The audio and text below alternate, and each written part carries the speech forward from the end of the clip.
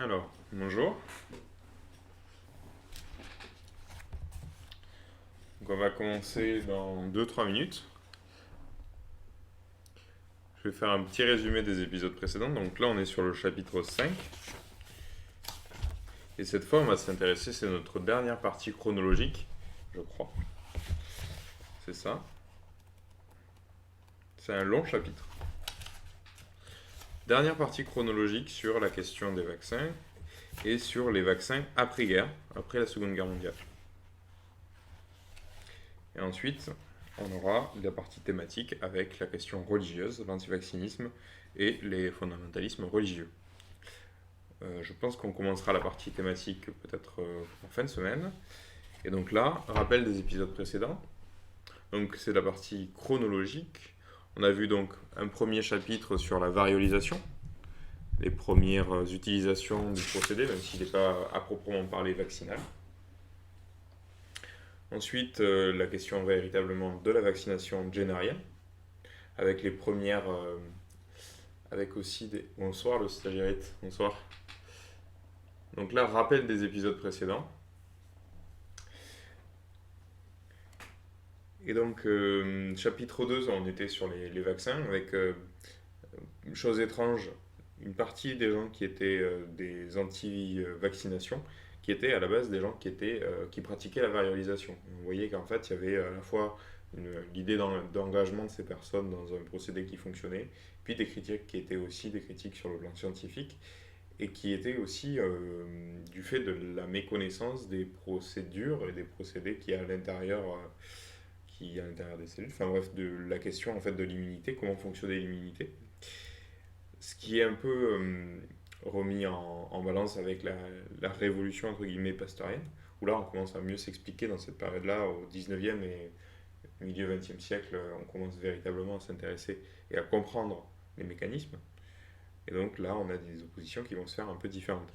Sur le chapitre 3, on s'était chapitre 4, pardon, on s'était intéressé notamment à la question des vaccins en temps de guerre, et que malgré des hésitations, en fait, le fait que la guerre soit une période de crise, où il ne s'agit pas de prendre de risques, les gouvernements, quels qu'ils soient, même les nazis qui avaient, en tout cas pour une partie, un versant ésotérique qui s'opposait à la vaccination, mais le risque étant trop grand, ne le prenez pas et choisissez l'option militaire de vacciner leur population et surtout leurs militaires.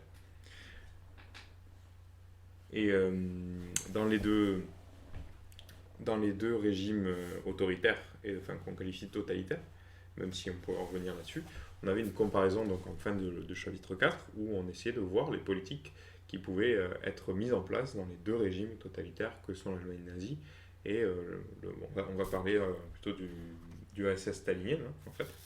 Et donc dans ces deux régimes, on a paradoxalement sur cette pratique bien précise des choses différentes, avec quelque chose de beaucoup plus étatisé, de très centralisé du côté Allemagne nazie.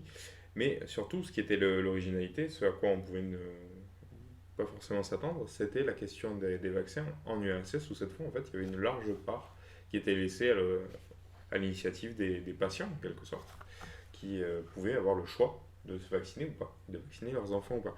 Et paradoxalement, enfin, peut-être pas, hein, mais c'était une des politiques qui avait le mieux fonctionné avec une très bonne couverture vaccinale et surtout très peu de mouvements anti-vax, en tout cas pas quelque chose de visible. Et on s'était posé la question dans le chat de savoir est-ce que véritablement ces oppositions pouvaient s'exprimer.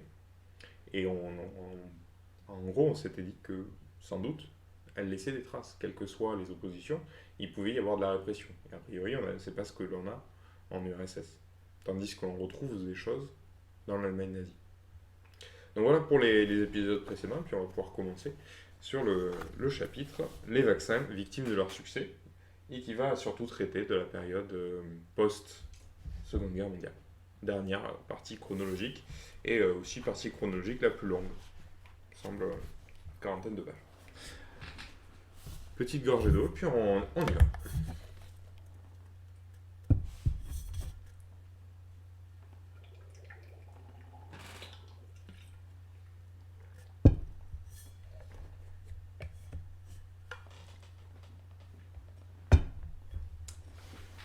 Alors, les vaccins victimes de leur succès.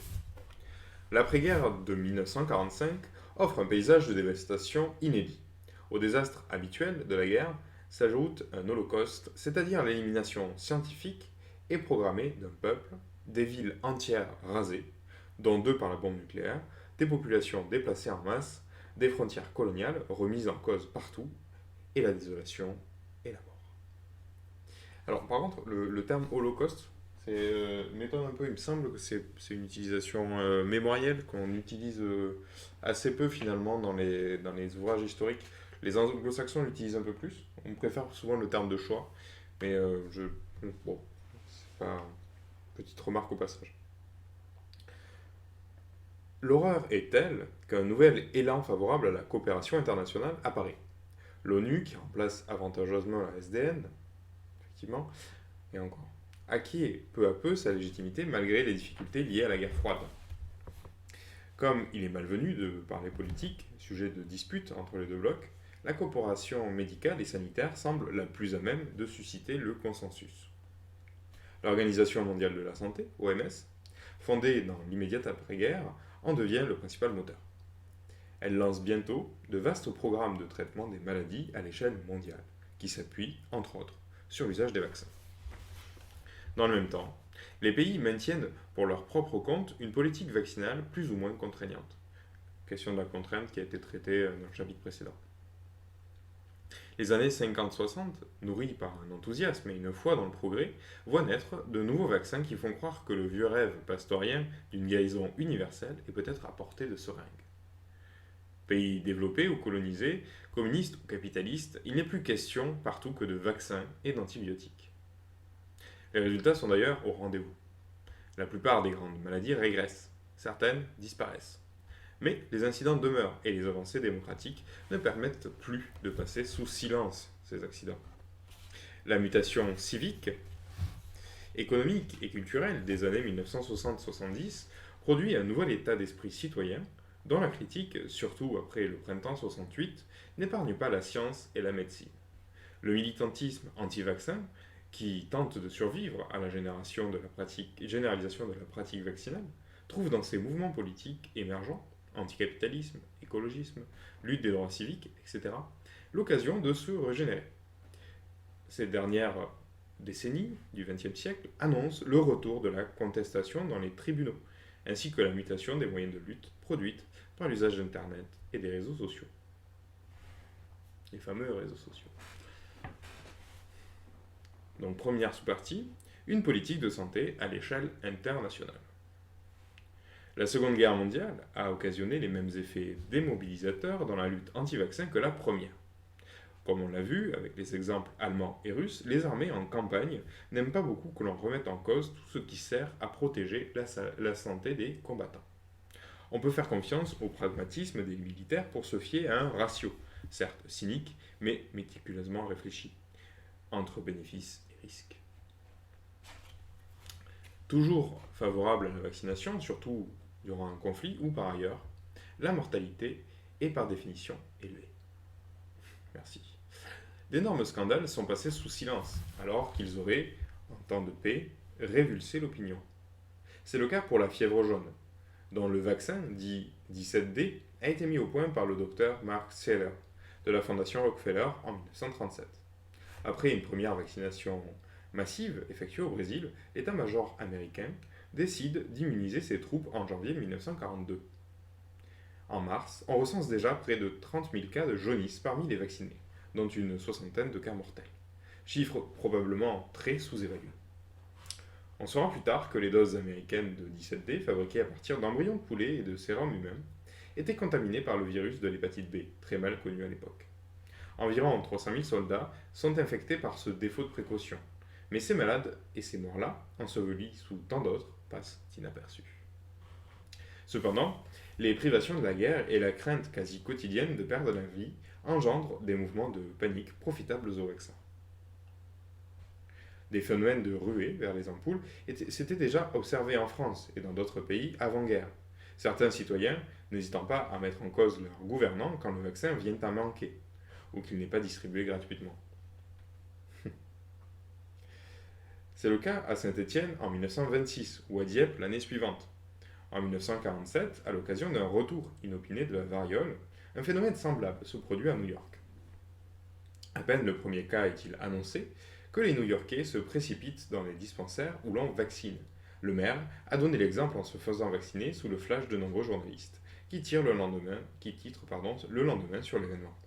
De mémoire d'habitants de la ville, on n'avait jamais vu de telles files d'attente qui faisaient le tour de plusieurs pâtés d'immeubles.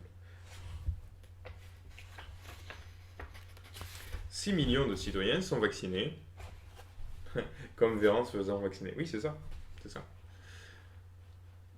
6 millions de citoyens sont vaccinés en quelques jours, si bien que l'épidémie est stoppée net, et que le nombre de morts par incidents post-vaccinaux, 3 cas officiels, dépasse celui des morts par variole.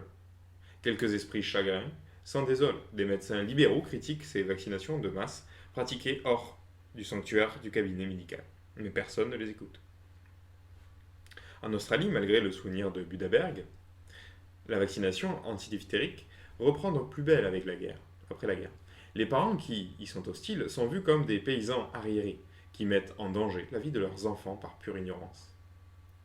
Les autres réclament le droit à l'immunisation, quand celle-ci n'est pas assurée correctement par les services de santé, et le débat porte désormais sur une seule question. La vaccination doit-elle être gratuite ou payante? La tuberculose, au premier rang des causes de mortalité par infection dans la population civile, continue de préoccuper des gouvernements du monde entier. Pour la combattre, ceux-ci disposent depuis les années 20 du fameux BCG, mais aussi depuis 1943 d'un antibiotique de synthèse, la streptomycine. Cette dernière molécule est utile pour guérir les patients déjà malades, mais ne suffit pas à stopper une épidémie. C'est pourquoi la plupart des pays, à l'exclusion de l'Angleterre et des États-Unis, font usage du vaccin. En 1947, au Danemark, un tragique fait divers convainc le législateur de passer en régime d'obligation. Une institutrice communique le bacille à ses élèves, parmi lesquels la moitié des non-vaccinés tombent malades pour seulement 2% des enfants vaccinés. Heureusement, ça n'arriverait pas aujourd'hui parce qu'il n'y a pas de contamination, ou très peu, à l'école.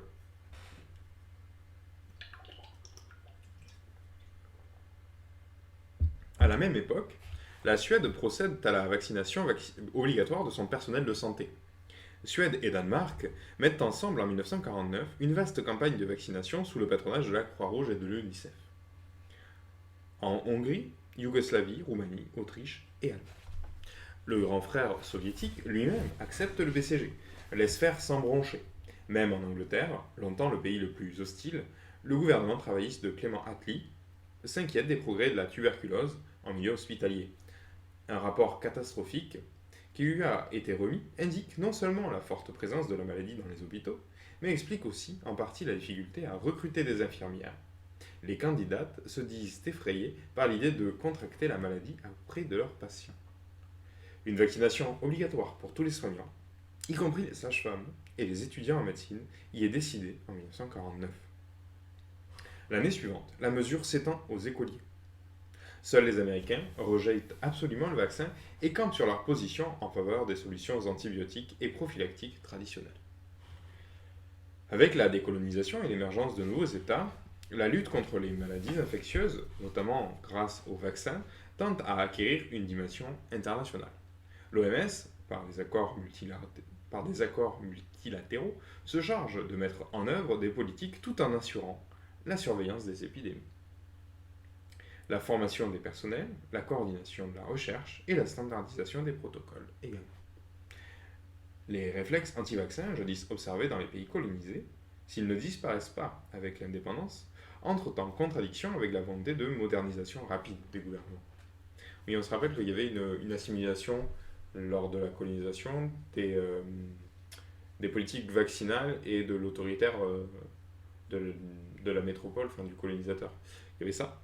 Sans compter aussi que les populations coloniales, qui sont la plupart du temps ne sont pas des objets de droit mais des sujets de droit, en fait n'ont pas le choix de la vaccination. Et souvent les politiques vaccinales sont beaucoup plus autoritaires dans les colonies. D'où en fait cette méfiance.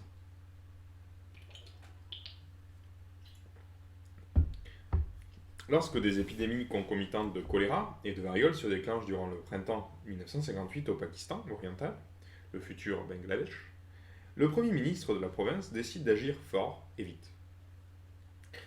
Les équipes de vaccination et de vaccinateurs locaux, principalement des étudiants en médecine volontaires, sont mobilisés et guidés par les médecins venus des États-Unis. Les millions de doses antivarioliques sont fournies par l'OMS qui réfléchit à la même époque au lancement d'une vaste campagne mondiale contre la maladie. La résistance est quasi nulle.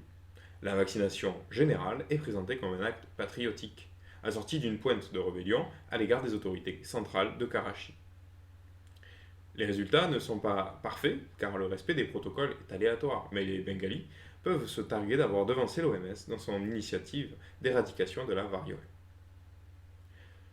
En Inde voisine, les prises de position anti-vaccins de Gandhi avant l'indépendance sont remisées à l'occasion de grandes campagnes contre la tuberculose et la variole, les années 50-60.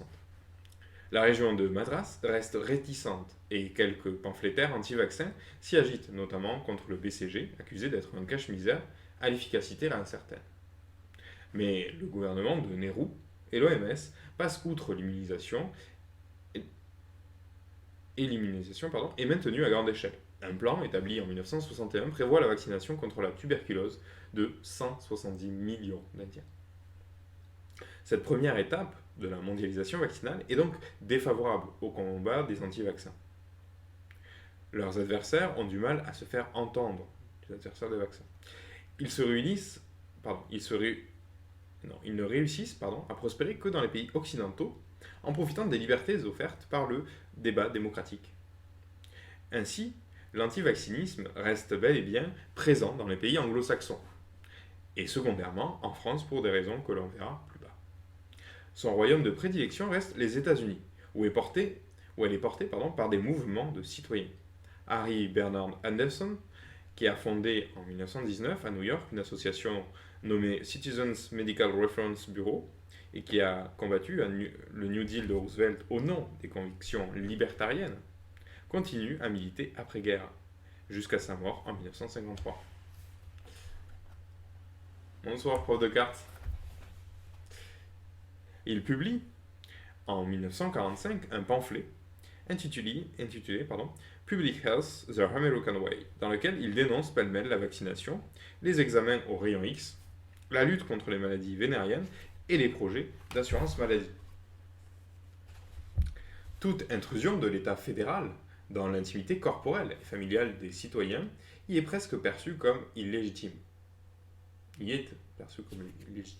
Ce groupe de pression fait rare survit à son fondateur et poursuit le combat dans la décennie suivante. L'autre grande voix du mouvement, assurant le relais entre l'avant et l'après-guerre, est Eleanor McBean, une pharmacienne qui connaît son heure de gloire en publiant en 1957 le best-seller de l'antivaccinisme anglophone, The Poisoned Needle. McBean se présente comme une rescapée de la grippe espagnole qui ne doit son salut qu'à l'obstination de ses parents à refuser toute piqûre immunisante. Désolé pour le retard, il n'y a pas de problème, tu viens quand tu veux.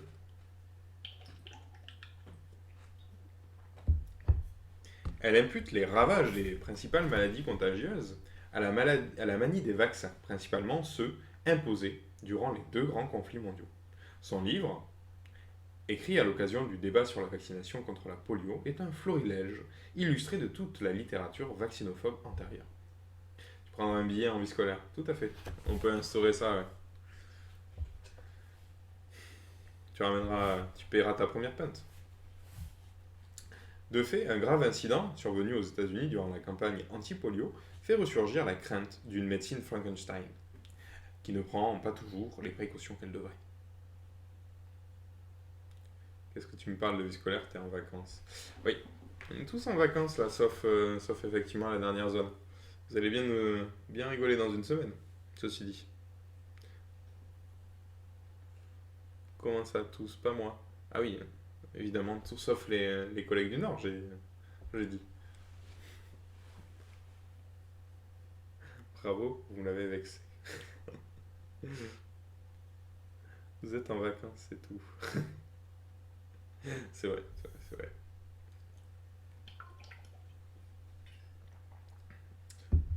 J'ai presque fini de préparer tous mes cours pour la rentrée. Incroyable. Je vais me frotter les mains lundi, oui, évidemment. Alors, du coup, on passe à la deuxième sous-partie. Un coin dans la confiance. L'incident Cutto. Si la poliomyélite a sans doute accompagné l'humanité depuis longtemps, comme en atteste une gravure égyptienne vieille de 3500 ans, figurant un jeune homme dont la paralysie d'une jambe est évocatrice de celle que provoque le virus polio, les grandes épidémies de paralysie imputables à ce virus semblent inconnues avant le XXe siècle. Alors, je vois que vous continuez à vous engueuler. Vous êtes en vacances et tout. Cœur de The Raven, soutien et chocolat. Je vais me frotter les mains lundi. Les stagiaires, je te retiens là. Prof de cartes aussi, on est ensemble dans la douleur. Je fais du soutien ciblé volontairement. J'aime les gens ponctuels. Ok. The Raven. La fatigue était piquante ce matin, ouais, tu m'étonnes. Ouais, bon courage à vous, hein. Ça doit être. En plus, le nord de la France, ça commence à être un peu touché. Bref, bon courage. Donc, les grandes épidémies de paralysie imputables à ce virus, blablabla, semblent inconnues avant le XXe siècle. Elles apparaissent de plus en plus souvent avec ce siècle, en lien paradoxal avec l'amélioration de l'hygiène. En effet, en situation d'hygiène précaire, en particulier en l'absence d'accès à l'eau potable, les enfants confrontés très jeunes au virus sont bien protégés par les anticorps acquis de leur mère in utero. Ils développent également moins de formes paralytiques de la maladie que les adultes confrontés au même virus.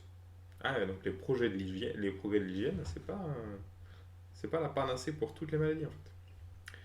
En retardant l'âge d'exposition au virus, les meilleures conditions d'assainissement des eaux ont augmenté le risque de paralysie chez les enfants plus âgés ou les jeunes adultes.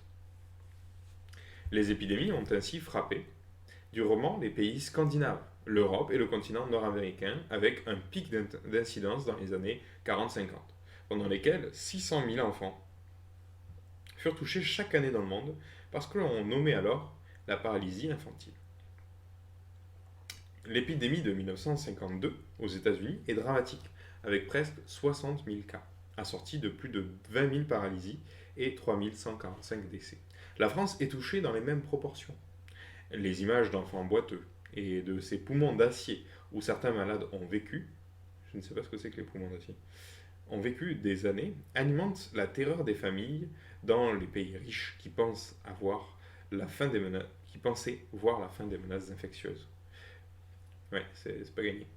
Dans l'après-guerre, aux États-Unis, la polio est considérée comme le second péril après la bombe atomique. La mobilisation en faveur du vaccin est donc sans précédent. Y concourt peut-être la personnalité du président Roosevelt, qu'on ne voyait jamais debout, même si les études récentes penchent plutôt pour une autre cause que le virus polio à sa paralysie. Je ne sais absolument pas ce qu'il est censé avoir eu. Il avait fondé en 1938 la National Foundation of Infantile Paralysis, une des premières associations de santé bénévoles popularisées en particulier par la marche des dîmes. Cette collecte de fonds annuelle impliquait femmes et enfants qui, contre un don de seulement 10 cents, distribuaient des petits insignes à arborer à la boutonnière. Les fonds récoltés ainsi que les découvertes récentes sur la culture des cellules et des virus sont alors mis au profit de plusieurs équipes de chercheurs dans une course effrénée au vaccin. C'est Jonas Salk, très soutenu par la Fondation, qui met au point le premier vaccin inactivé, dit IPV, soumis au printemps 1954 à un gigantesque essai en double aveugle contre placebo sur près de 2 millions d'enfants américains, le plus grand test jamais entrepris en matière de vaccin. L'annonce officielle des résultats, un an après, est accueillie dans une euphorie très médiatisée. La polio serait vaincue à 90%. Même si les chercheurs restent plus mesurés et prudents, l'adhésion à la vaccination semble totale dans un pays où chaque famille connaît alors un malade. En France, la une de Paris Match, le match de foot. Donc la une de Paris Match inscrit aussitôt Salk au tableau d'honneur de l'humanité. Le choc est d'autant plus terrible quand 2 semaines après, le programme de vaccination générale qui venait d'être lancé est stoppé net suite à l'apparition des premiers cas de paralysie post-vaccinale. Le même journal français dénonce alors le scandale autour du vaccin Salk et se félicite de la prudence nationale. Le vaccin Lépine, doublement inactivé, sera au point en 1955. Le vaccin incriminé provient du laboratoire Cutter, l'un de ceux qui avait été autorisé à fabriquer en urgence le vaccin Salk, dans un contexte marqué par une certaine inertie des services fédéraux de contrôle en raison d'un défaut d'inactivation. Il fera des victimes directes, 40 000 cas de polio abortive bénigne, 51 paralysies et 5 décès, et sera à l'origine d'épidémies dans l'entourage des jeunes vaccinés qui occasionneront également 113 paralysies et 5 morts.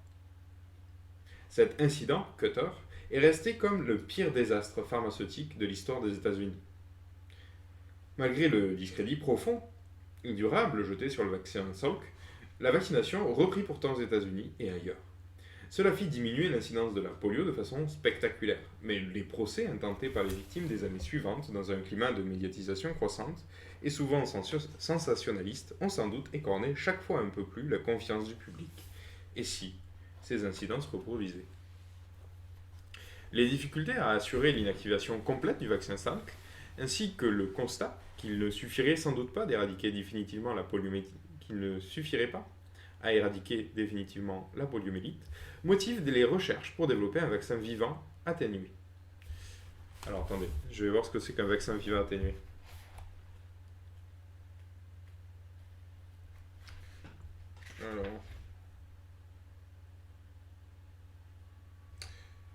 Alors, du coup, vaccin inactivé, c'était la première définition. C'est un vaccin produit à partir de bactéries du virus tué, ou virus tué, détruit par des procédés chimiques ou la chaleur, ou des fragments de ceux-ci, qui ne peuvent ni se multiplier, ni provoquer la maladie concernée. Exemple, le vaccin de la grippe, ou le vaccin contre la polio. Le vaccin atténué, c'est différent.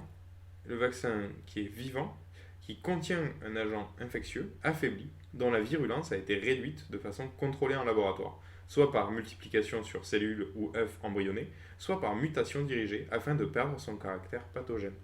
Les vaccins atténués induisent une immunité plus efficace et durable que les vaccins inactivés, mais leur production et leur conservation sont plus difficiles.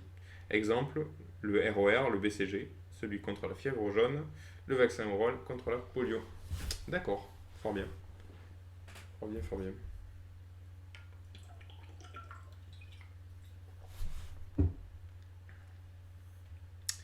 Donc, les difficultés à assurer l'inactivation complète du vaccin Salk, ainsi que le constat qu'il ne suffirait sans doute pas à éradiquer définitivement la poliomyélite, motivent les recherches pour développer un vaccin vivant atténué. Ok.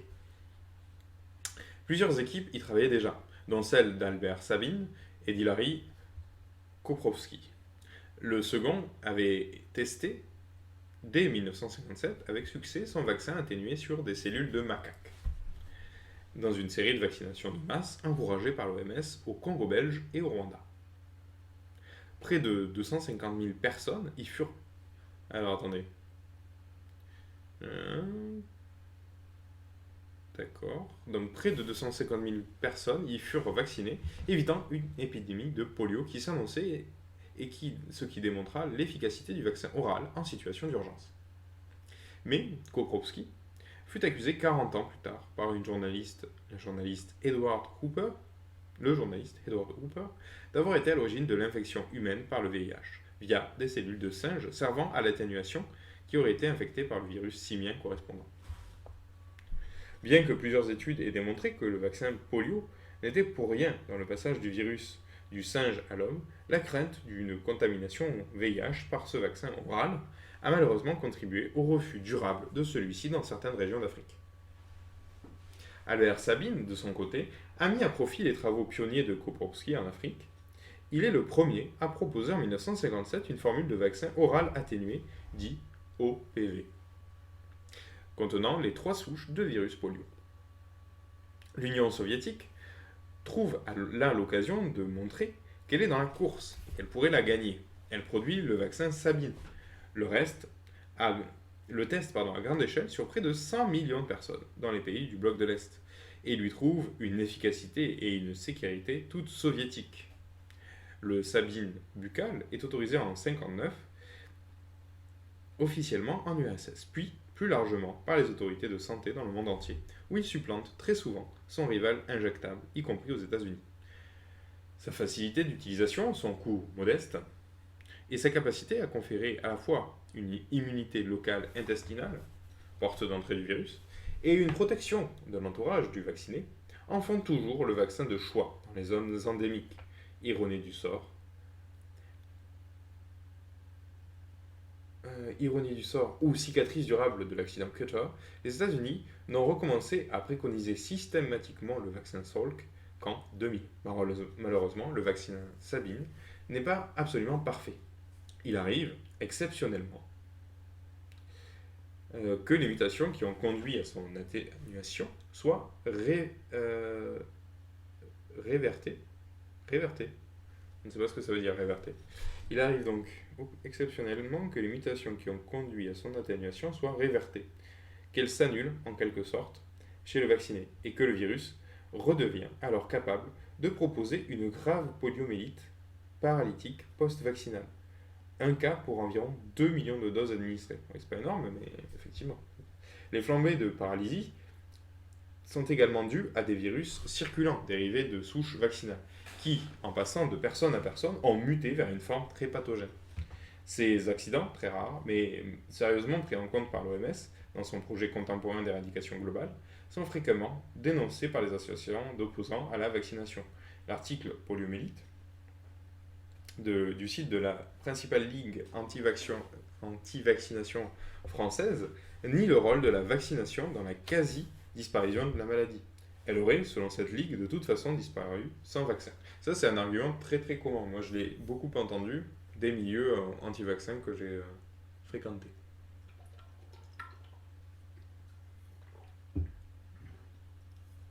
Mais souligne abondamment le nombre de cas associés à la vaccination par le vaccin sévère. Donc d'un côté, on dit que le vaccin n'a pas contribué finalement, ou alors a très peu contribué à éradiquer une maladie qui aurait disparu d'elle-même, mais qu'au contraire, il y a des effets délétères qui sont plus importants. À plus long terme, l'affaire Cutter eut bien d'autres conséquences. L'une d'elles est clairement positive, car elle a conduit dans le monde entier à des procédures de contrôle des lots de vaccins de niveau inégalé par rapport à tous les autres médicaments et produits de santé. Mais, en parallèle, les suites judiciaires de cette affaire s'avèrent durablement lourdes de conséquences à la fois pour l'industrie des vaccins et par l'impact qu'elles ont sur la confiance du public. De manière attendue, les décisions de justice lors des procès, le premier eut lieu en 1957 au nom de la petite Anne Gottsdenker, fille de 5 ans paralysée suite au vaccin, déclarèrent Cutter responsable, non pas de négligence, mais de manquement à une obligation implicite de sécurité. La firme dut payer des compensations aux victimes. Ce verdict n'eut pas, semble-t-il, de conséquences immédiates sur la perception des vaccins aux États-Unis, sans doute parce que le public vivait alors la disparition d'un fléau. Mais il est fort probable qu'il a ouvert la voie à des vagues de procès de plus en plus nombreux dans les décennies suivantes, souvent sans preuve scientifique. Donc fin de cette sous-partie.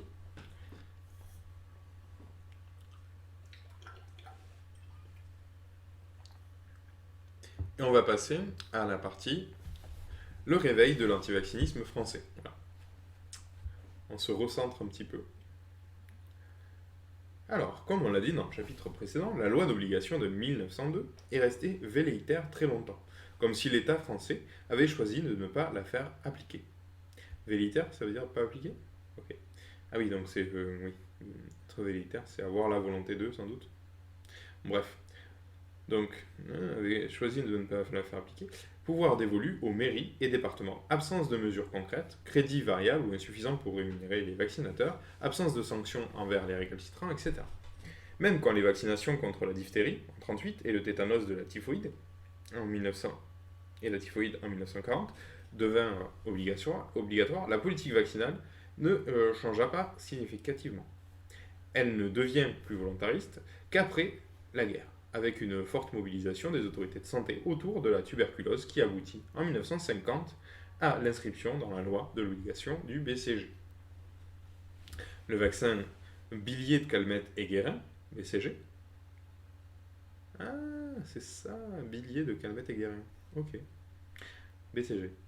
avait fait la preuve de son efficacité en 1921 sur les bébés de familles tuberculeuses. Il s'est lentement implanté en France, un peu plus vite en Scandinavie, et a souffert de la catastrophe de Lübeck en 1930. À l'exception notable des États-Unis et du Royaume-Uni, les années 1940 voient de nombreux pays adopter, malgré une efficacité relative de mieux en mieux reconnue, le vaccin ne protège significativement que les enfants contre les formes graves de l'infection. En France, les oppositions au vaccin n'étaient pas inexistantes avant 1950, mais elles étaient contenues jusqu'alors par la relative inorganisation des services de l'État dans la mise en application d'obligations restées toutes théoriques. Cette volonté nouvelle de mettre en place une réelle politique vaccinale de prévention, assortie d'amendes et de contrôles scolaires, est beaucoup plus tardive en France que dans la plupart des pays voisins. Elle place la... Ah, tiens, une petite coquille, tiens. Elle place le France. Il y a écrit. Elle place donc la France en décalage marqué avec d'autres pays de développement équivalents. À la fois parce que l'obligation est progressivement remise en cause ailleurs dans le même temps, et parce que ce vaccin imparfait du BCG ne s'est imposé nulle part ailleurs, à l'exception de la Norvège. Ce décalage historique a pour conséquence que la première association constituée d'opposition à la vaccination en France est plus tardive de 80 ans qu'en Angleterre. Okay. Dans la jeunesse de cette opposition à la française, nous retrouvons des noms déjà cités. Le docteur Paul Chevanon, qui avait publié, avant la guerre, la diphtérie, traitement clinique et immunisation, 3 éditions successives, 29 et 32. Puis, On peut tuer ton enfant, en 1938. Il continue donc son combat avec Nous, les cobayes, en 1946. Et La guerre microbienne est commencée, en 1950. Si ces publications ont eu, semble-t-il, un gros succès, elles le doivent en partie au soutien appuyé de la revue écologiste La Vie Claire. La même revue offre aussi un espace de diffusion aux théories très discutables de Jules Tissot, professeur de physiologie au Muséum de Paris, dont les recherches ont tenté de confirmer des thèses d'Antoine Béchamp, grand pourfendeur de la théorie cellulaire. Selon Tissot, tous les tissus sont formés de moisissures organiques, qui deviennent pathogènes dans certaines circonstances. Ainsi, la typhoïde proviendrait d'une moisissure du maïs, la rougeole d'une autre de la laitue, la tuberculose serait autogène, le bacille de corps se formant au sein de tissus pulmonaires malades.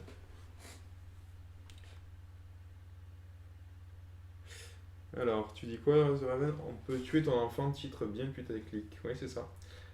Ça a dû bien fonctionner. Oui, mais globalement, en fait, les titres sont quand même précurseurs en termes de clickbait. Parce que c'était la guerre microbienne, on peut tuer ton enfant, nous cobayes. Ah, c'est pas mal quand même, c'est pas mal. Il y avait un certain sens de la formule quand même. Après, c'est souvent ce qu'on retrouvait dans le chapitre précédent aussi, le sens de l'utilisation de l'image. Les collectifs qui sont anti-vax ont quand même souvent utilisé des procédés de communication plutôt efficaces en fait.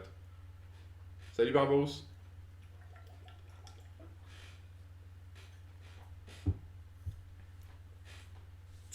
Donc Barbarousse, on arrive, t'arrives en plein chapitre sur l'après-seconde guerre mondiale. Et le développement de théories anti-vax qui reviennent, parce que pendant la Première et la Seconde Guerre mondiale, il y avait une certaine unanimité. En tout cas, s'il reste des anti-vaccins, ils n'ont pas un écho très très fort. Parce qu'il y a des résultats, en fait, tout simplement. Et on voit l'extinction d'épidémies importantes, comme celle de la polio, progressivement. Voilà où on en est. Et c'est le dernier chapitre chronologique. Alors, lecteur assidu de La Vie Claire et autres ouvrages opposant à la vaccination, Marcel Lemaire, un père de famille, ni médecin, ni semble-t-il engagé jusqu'alors dans notre cause, refuse un jour de 1952 de faire vacciner son enfant par le BCG, alors que l'obligation est devenue légale. Il est alors condamné à une amende. Il refuse cette sanction et décide, soutenu par un avocat, et avec les parents de prétendues victimes de la vaccination, de créer la Ligue nationale contre les vaccinations, dont le but est de lutter contre l'obligation des vaccinations. Officialisée au journal officiel en juillet 1954, une revue intitulée Vaccination ou santé assure, sous ce nom très explicite, la communication de la Ligue pendant une dizaine d'années avant que Fernand de la Rue ne la reprenne en main en 1966 sous le titre plus nuancé de Santé, liberté et vaccination. De la Rue succède à Lemaire à la présidence de la Ligue en 1969, fonction qu'il exercera jusqu'à sa mort en 1979. En 1964, fort d'un honnête succès qui atteindra à son apogée dans les années 1980, l'association prend alors le nom de Ligue nationale pour la liberté de vaccination, la LNPLV. Alors pourquoi est-ce qu'il y a une astérisque sur ça? Il doit y avoir une définition. Je vais aller voir. Alors, tac, tac. Ouais, super.